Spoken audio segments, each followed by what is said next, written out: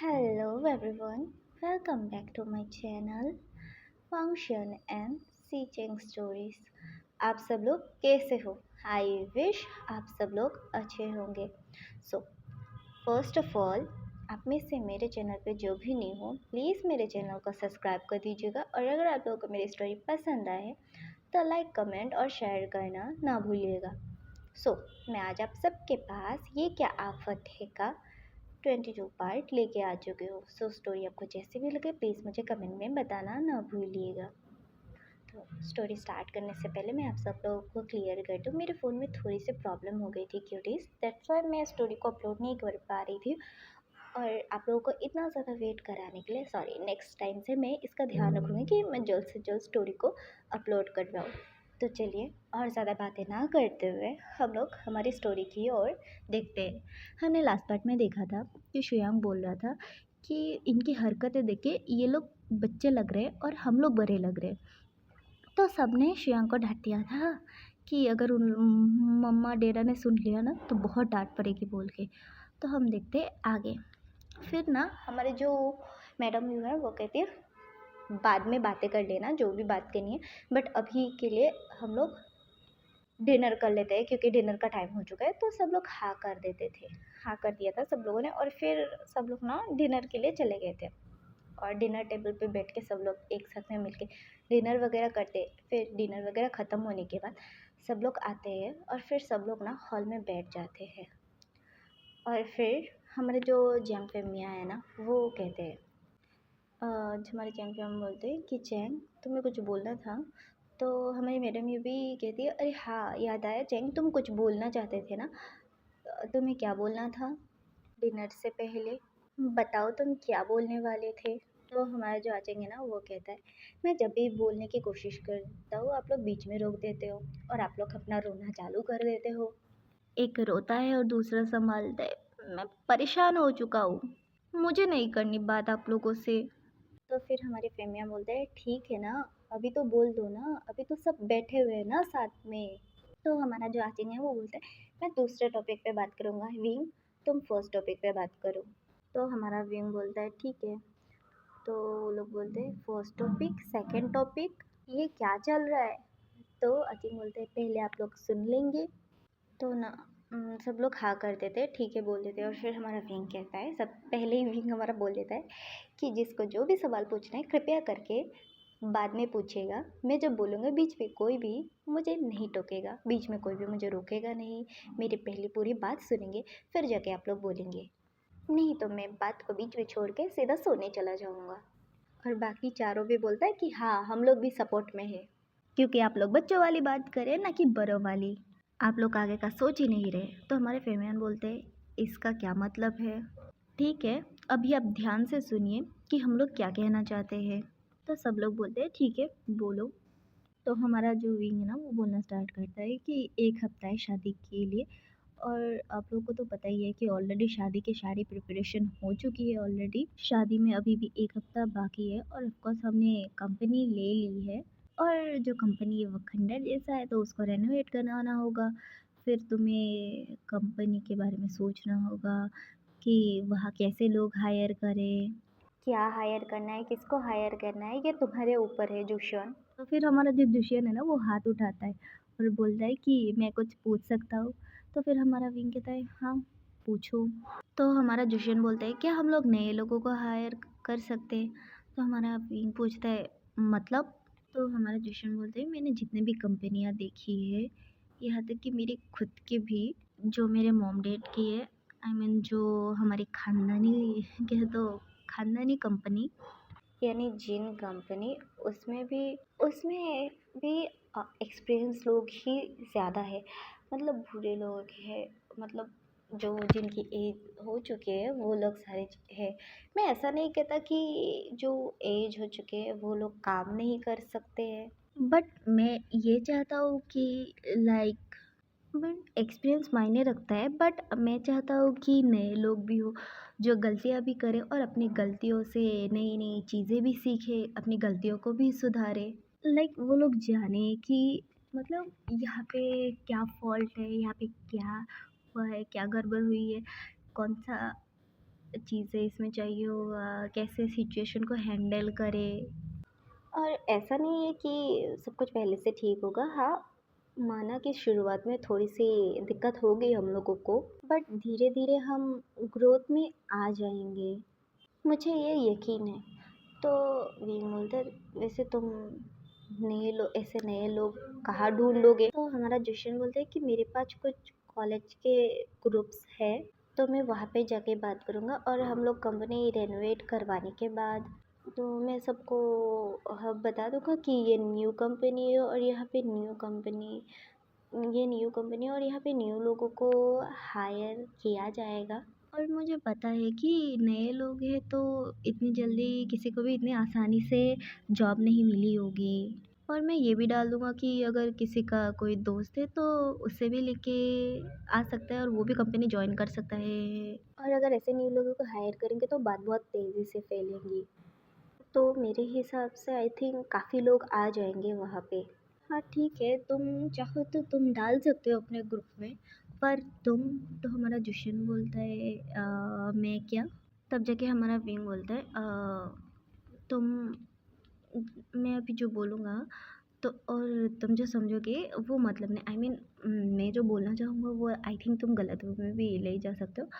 तो उससे पहले गलत चीज़ें वो मतलब गलत समझो तो मुझे उससे पहले मैं क्लियर कर दूँ।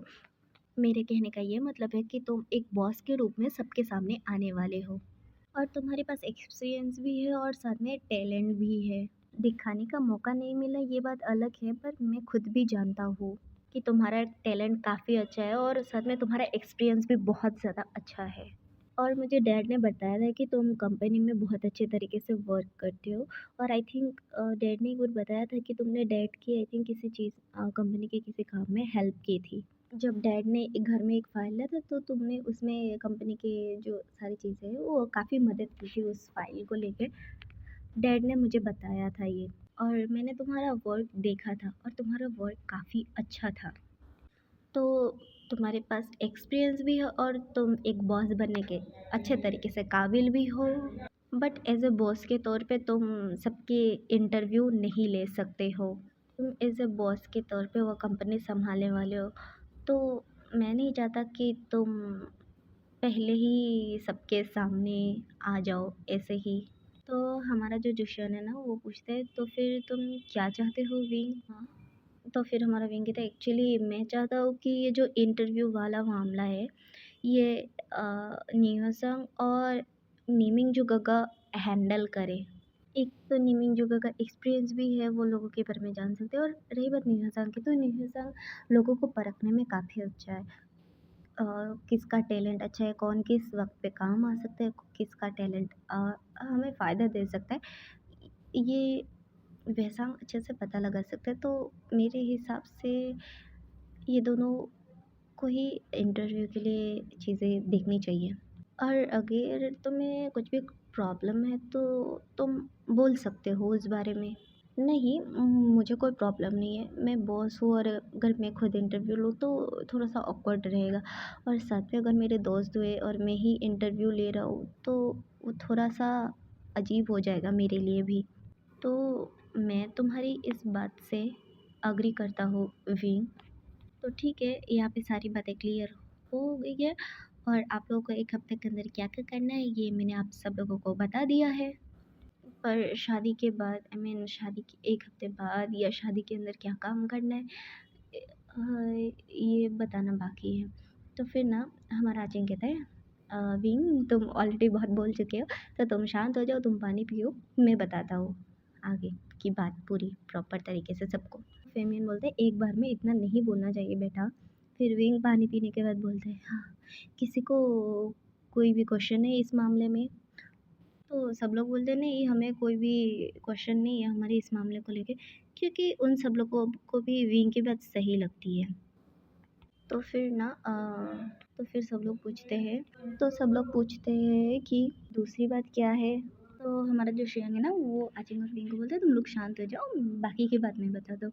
बेचारा विंग भी बोलते-बोलते थक गया है, अभी आगे की बात मैं बताता हूँ सबको। फिर हमारा विंग पानी वगैरह पीने के बाद वो शांत होकर चुपचाप बैठ जाता है क्योंकि वो बोलते-बोलते सच में थक गया था बहुत ज़्यादा। हमारा बेचारा सा प्यारा सा विंग थक गया था इतना ज़्यादा बोलने के चक्कर में। तो फिर हमारा श्रेयांक बोलने लगता है कि दूसरी बात ये है कि हम चाहते हैं कि शादी वाले दिन आप सब लोग को लगता है कि शादी के दूसरे वाले दिन जिन फैमिली ये अनाउंस करेंगे कि दुष्यंत के साथ उनका कोई रिश्ता नहीं है। तो सब लोग बोलते हैं हाँ ये बात तो कंफर्म है, हमें पता है कि ऐसा होने वाला है। तो फिर हमारा श्रेयांक बोलता है कि हम सब लोगों को ये लगता है कि स्पेशली हम पाँचों को ये लगता है कि जैसे दुष्यंत ने यहाँ पर स्पेशली हम सबकी बातें सुनी, सारी चीज़ों को जानने की कोशिश की, वैसे ही तुम्हारे मॉम डैड ने मैंग्याओ से भी इस बारे में पूछा होगा ना कि आखिर हुआ क्या है यहाँ पे। तो दुष्यंत तुम्हें क्या लगता है कि मैंग्याओ क्या कहेगा तुम्हारे मॉम डैड को इस बारे में? तो हमारा दुष्यंत बोलते ऑब्वियसली बात है, मैंग्याओ मॉम डैड से झूठ ही बोलेगा। तो फिर श्याम बोलते हैं हाँ हम लोग को भी यही लगता है। हाँ हम लोग को भी यही लगता है और हम लोग ये जानते भी है कि मैंग्याओ यहाँ पे सच नहीं बोलेगा, वो झूठ बोलेगा और वो आई थिंक से सिंपैथी गेन करने की कोशिश करेगा और तुम्हारे बारे में पता नहीं क्या क्या वो बोलेगा तुम्हारे मॉम डैड को। और ऑलरेडी तुम आधे विलन बन चुके हो और बाकी जो बचा कुचा है वो तुम्हारा भाई उसकी कसर पूरा कर देगा। तो हमारा दुश्मन बोलते यू नो वो मेरा सगा भाई नहीं है, वो मेरा अडॉप्टेड भाई है और मेरा मॉम डैड मुझे वैसे भी उतना मानते नहीं है मेरी बातों को। वो लोग सिर्फ उसी पे ही ज़्यादा ट्रस्ट करते हैं और उसी की बातों को मानते हैं क्योंकि वो यू नो वो कंपनी को चलाता है इसलिए। तो श्रेयांक पूछते तुमने अपना टैलेंट कभी क्यों नहीं दिखाया जिन फैमिली में जोशिया? तुमने कभी ये क्यों नहीं दिखाया कि तुम्हें कितना ज़्यादा टैलेंट है? तो हमारा जोशन बोलता है कि सच को तो मैंग्याओ के आगे मैं कुछ बोल नहीं पाता क्योंकि डैड मुझसे ज़्यादा कहूँ तो मैंग्याओ पे ज़्यादा ट्रस्ट करते हैं। तो हमारा श्रेयांक बोलता है एग्जैक्टली, तो तुम अभी प्रॉपर विलन बन चुके होगे अपने मॉम डैड की नज़र में वहाँ पे भी। तो हमें लगता है कि शादी के बाद के दिन नहीं, शादी के तुरंत बाद ही तुम्हारे डैड ये अनाउंस करेंगे कि तुम्हारा जिन फैमिली से कोई भी रिश्ता नहीं है और मतलब प्रॉपर तरीके से तुम्हारा अब से कोई नाता नहीं है जिन फैमिली से।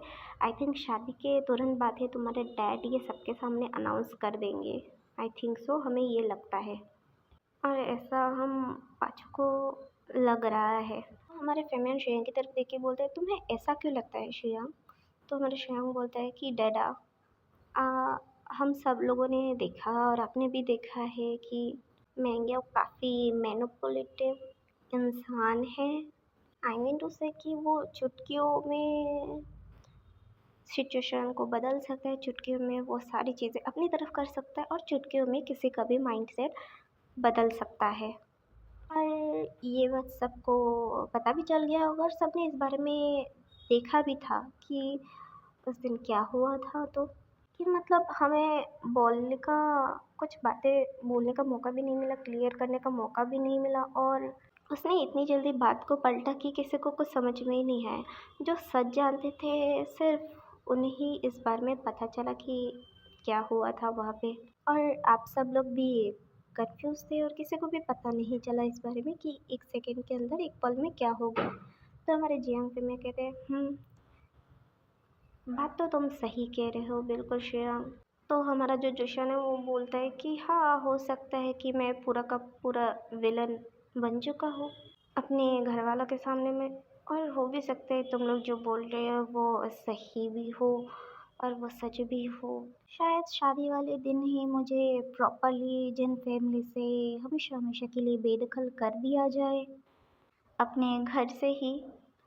तो वो लोग बोलते हैं कि सिर्फ घर से ही नहीं, आई थिंक हमें लगता है कि प्रॉपरली तुम्हारे सिग्नेचर वगैरह लिए जाएंगे। आई थिंक उन्होंने पेपर्स वगैरह भी सारी चीज़ें रेडी वगैरह भी करवा लिए होंगे। तो हमारा जो जुशन है वो बोलता है हाँ कोई बात नहीं, मुझे फ़र्क भी नहीं पड़ता है।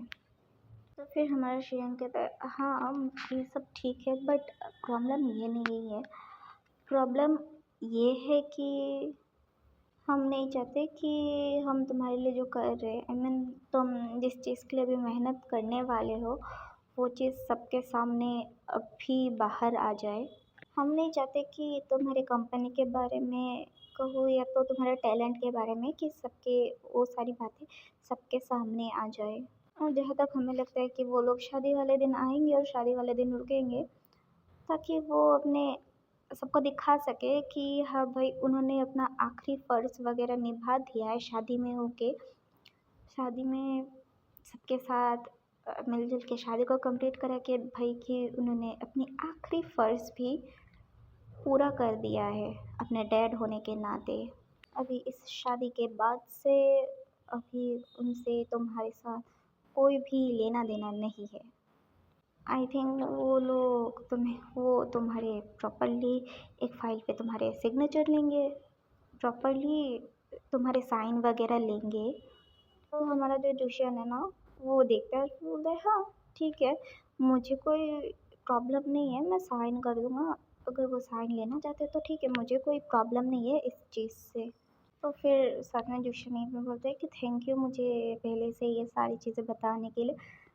मैं उस टाइम के लिए मेंटली और इमोशनली खुद को प्रिपेयर रखूँगा उस सारी चीज़ों का सामना करने के लिए। तो हमारा जो शेंग है बोलता है इट्स ओके, तुम्हें प्रिपेयर करना एक तरफ से कह हमारा फ़र्ज़ है, क्योंकि तुम अभी हमारी फैमिली हो, तुम हमारे फैमिली का हिस्सा हो, तुम हमारे शीजू के होने वाले हस्बैंड हो। और अगर हम तुम्हें प्रिपेयर नहीं कराएंगे तो किसको कराएंगे? और तुम्हें नहीं बताएंगे तो हम किससे बताएंगे, किसको ये सारी चीज़ों के बारे में समझाएंगे? क्योंकि ये चीज़ें स्पेशली तुम्हारे लाइफ से जुड़ी हुई है सारी चीज़ें। और तुम्हें क्या करना चाहिए, तुम्हें क्या करना होगा, ये आई थिंक तुम्हें पहले से ही पता होना चाहिए उस बारे में। मतलब तुम खुद को प्रिपेयर करके रखो, तुम खुद को समझा के रखो। हमें जो जो सारी चीज़ें हैं, जब जहाँ तक हमें इन्फॉर्मेशन मिली है, हमने वहाँ तक तुम्हें इन्फॉर्म कर दिया है, हमने बता दिया है तुम्हें उस बारे में। मतलब हमें जो लगता है हमने वो तुम्हें बता दिया है। और इसके आगे तुम्हें जो करना है तुम वो कर सकते हो, तुम जो चाहो वो तुम कर सकते हो। तो हमारा जो डिसीजन बोलते हैं वो बोलते हैं नहीं, बात ये नहीं है, बात ये है कि मैं अपने फैमिली से उतना ज़्यादा कनेक्टेड नहीं था, क्योंकि उन्हें लगता था कि मैं नालायक हूँ। कभी मुझे टैलेंट दिखाने का मौका मिला भी नहीं है और साथ में उन्हें पता भी नहीं है कि मैं टैलेंटेड हूँ बोल के।